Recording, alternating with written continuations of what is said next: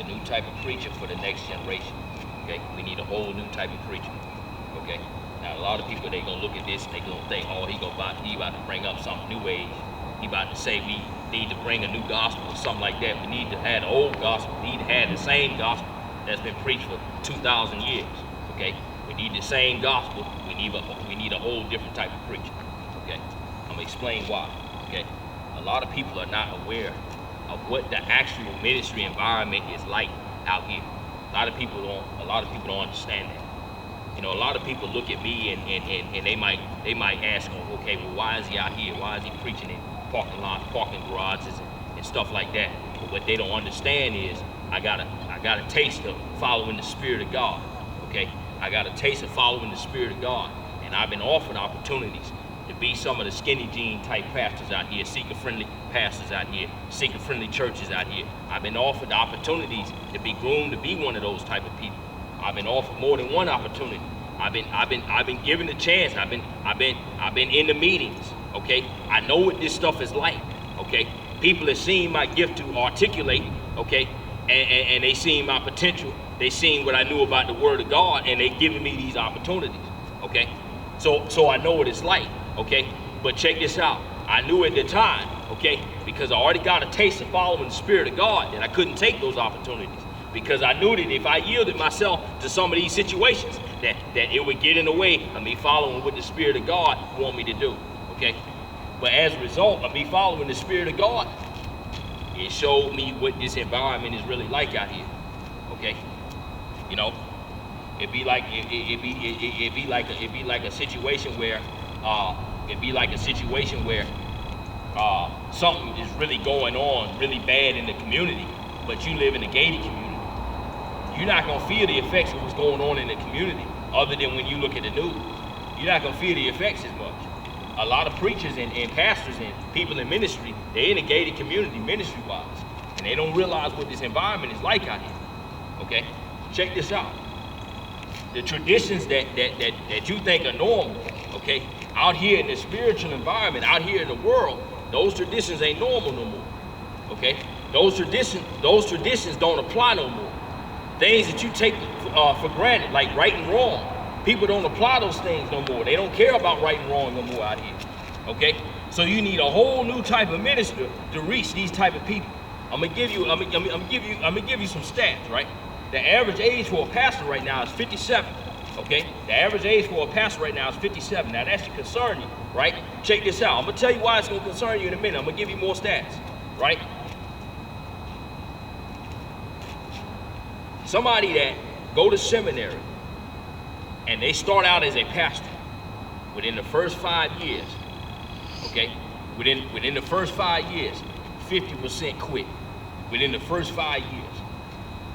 And over the next 10 years, okay, 90% of them quit. Okay, 90 or 80% quit. But by the time it's all over and done with, okay, 90% of the people that start out as pastors quit. Okay, and that's ministry now. Now with the new environment that we ushering into, okay, now check this out. When you look around in your congregations, there ain't a lot of young people there. Not a lot of millennials there. There's not a lot of millennial pastors now. I'm gonna go back to this 57 age average. Why it should concern you? In another 20 or 30 years, that age average, all those people are gonna be aged out, or they ain't gonna be here no more. Okay, for the most part, they ain't gonna be here no more, or they gonna be aged out. There's gonna be the few that's still hanging around there, but for the most part, okay, you looking at 70 and 80-year-old men. Okay, so check this out. They gonna have very limited time, and there's not enough people coming behind them to replace them in these churches. Same with your churches. A lot of people look at their church, it's like they're in a gated community, okay, because they're in a situation where everything is good where they at. So they don't see the problem, okay? They see glimmers of it, but they don't realize that those young people that they didn't reach, when they get older, all these buildings, a lot of them, they gonna have to close down because it's not gonna be enough people behind them to replace them to still run the church when these people age or die out. The life expectancy is 77, okay? So that's why these things should concern you. Now I'm gonna go over the environment, okay? Now I'm gonna go over the environment. You see, back in the day, people did things based on what they thought was right. That was one of the main drivers and motivators of people back in the day for the most part, okay? Even if it was twisted, okay? Even if it was misguided, even if they had skeletons in their closet and all of that, a lot of times they wanted to hide those skeletons because in general, most people wanted to do what was right, okay? If they could. But people nowadays, they're not motivated by that no more. That's not the primary motivation of the average young person or millennial or Gen Z person now. They're not motivated by, I gotta do what's right. A lot of people, check this out, they're motivated by what feel good, what make me feel good, what's good for me. They're motivated by selfishness, okay? Check this out. It's the same generation that was raised up on participation trophies, okay? And hey, I'm in that generation too, okay? But the Lord had to get me out of that. The Lord had to grow me out of that by following His Spirit. Now check this out now. These same people coming up, they are very selfish, okay? They are very selfish. And a lot of them, okay, they're not motivated by, I want to do this because it's right. I want to commit to this church because it's right. I want to go here because it's right. I want to follow Christ because it's right, okay? That's not why they're doing it. So check this out. They go to Christ, some of them, okay, because they think Christ's going to give them more stuff, okay? So check this out. So you got a division, right? You got the skinny jeans, seeker-friendly type of churches, okay? They are getting people in there. They are getting people in the doors, but they preaching a gospel that's so weak, it ain't powerful enough for salvation because it ain't the real Christ. They preaching an antichrist gospel. It's so subtle because they use the same scriptures to teach another Jesus, a tolerant Jesus, a Jesus that lets you do anything you want to do, a Jesus that gives you everything you want to have, a Jesus that sit there and let you disrespect Him and He ain't gonna say nothing about it. He just died on the cross and cry for you, okay? While you sit around, you ignore Him, you don't do anything for Him or anything like that in your life. You show no sense of dedication and He does all the work. And a lot of people like that reflect that in their own physical marital relationships. Boyfriend-girlfriend relationships still reflect this model because they're so selfish. It's all connected. And these type of people, in order to win them over, you can't get them with a true gospel, okay? Because people, check this out. When you give people the true gospel, it requires self-sacrifice. The true gospel tell you that you had to die daily. You had to pick up your cross and follow Him, deny yourself, okay? That don't fly very well. So check this out. Because that doesn't fly very well, there ain't enough people that's gonna follow behind that type of gospel. So check this out. When you have to gather large portions of young people, okay, one of the only ways to do that is through selfishness. That's one of the only ways to do it. And so check this out. A lot of these congregations and buildings are so large, a lot of the seeker-friendly churches, they can't afford to preach a true gospel, even if it's in their heart. They can't afford, they have to give it in slimmers, okay? Glimmers of true gospel, okay? Those are the ones that's even true. It's some true seeker-friendly type of guys. They know they can't preach the gospel like they really want to, or they ain't gonna be able to keep their lights on. And if they don't keep their lights on and get enough people in the church, these church organizations, they'll shut them down, okay?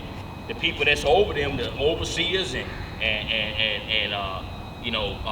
church organizations and all that, they'll tell you, hey, you either need to get more people in these seats, or we gotta replace you or send somebody else, or we gotta shut your church down. We can't afford to fund your church, or you're on your own in terms of funding. And trying to motivate selfish people to fund a true gospel, that's a hard thing to do. That's a very hard thing to do. Okay? So check this out. What it requires, okay?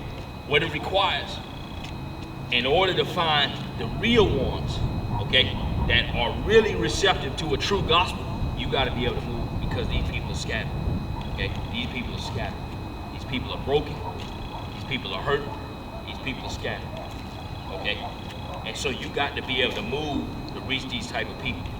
And then also the temperament nowadays. Check this out. See, back in the day, being committed was normal. But nowadays, quitting is normal. Back in the day, being committed was normal. Nowadays, quitting is normal. Now you're heroic if you quit. Now check this out. A lot of people in the past, a lot of the people that came up with me in ministry and all of that, they told me, hey, you need to make sure you have a team around you, this, that, and the other, okay? That's cool if you have a team, okay? That's cool if you do, But check this out. You got to be strong enough to not have a team just in case. Because in a culture, okay, that we live in, and that culture is in churches too, it's in Christianity too, okay? We live in a culture where quitting is in style. You're a hero for quitting. So if you're trying to build a team out of people that think it's heroic to quit, okay, you got to be able to depend on yourself, because you never know when these people are going to quit on you. When you reaching out and you ministering to people, you can give your heart and soul to somebody. And all you got to do is have one view difference.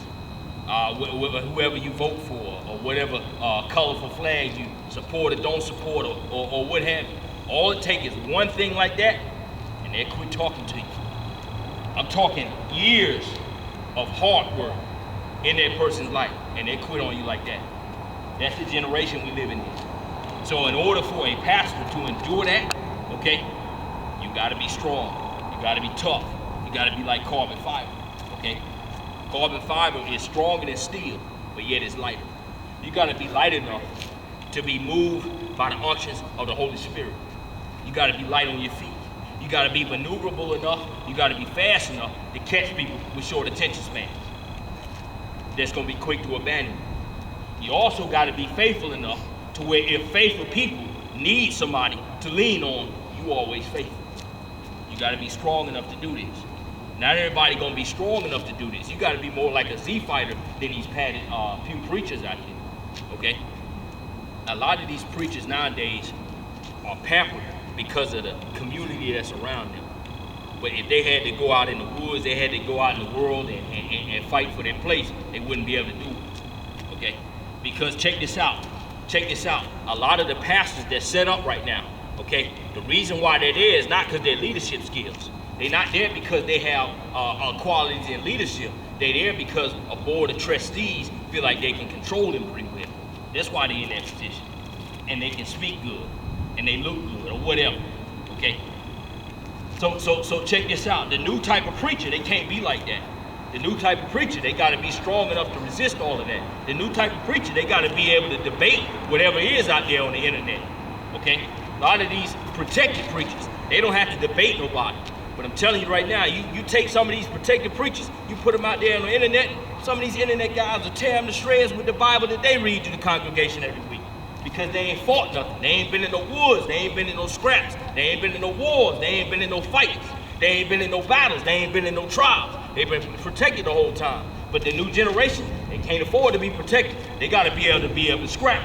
They got to be able to fight if it came down to it. Fight intellectually, fight in any way that they have to for the gospel to be preached, okay?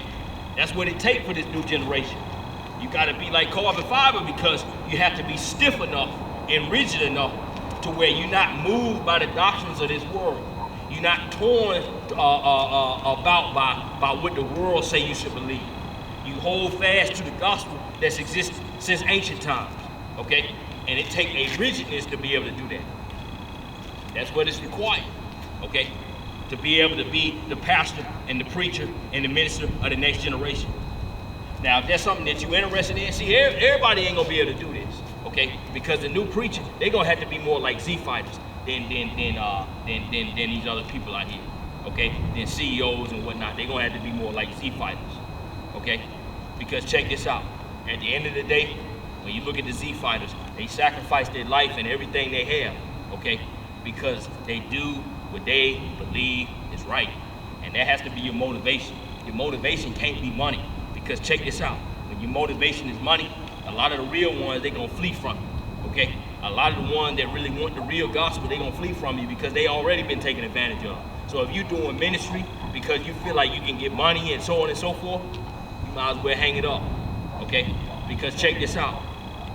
Not only in the economy and whatnot, are a lot of people less likely to be able to fund something like that. But on the other side, even if they are able to fund you, a lot of them people that are able to fund you been already taken advantage of. They don't want to hear nothing about no money. But if they give you an offering, you receive that with gladness.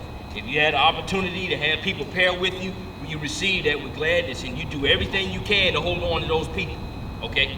Those people that support you and they want to be there for you, you do everything you can to hold on to those people. But you can't have the heart of entitlement to think that you can have those people all the time. because you never know what may happen in this next generation. So you got to be able to receive the people if they come to you.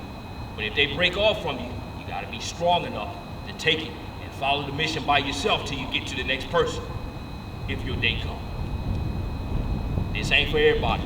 Most people ain't strong enough to do this. Most people ain't strong enough to do ministry now, but you got to be even stronger to do ministry in the next generation. If you feel like this is you, if you feel like you fit this bill, let me know, because I'm one of the ones that's trying to lead the charge. Get in touch with me. Find me somewhere, Facebook, Instagram, whatever it is, okay? That's my message on the day. Y'all take care. The preachers and ministers and the next generation.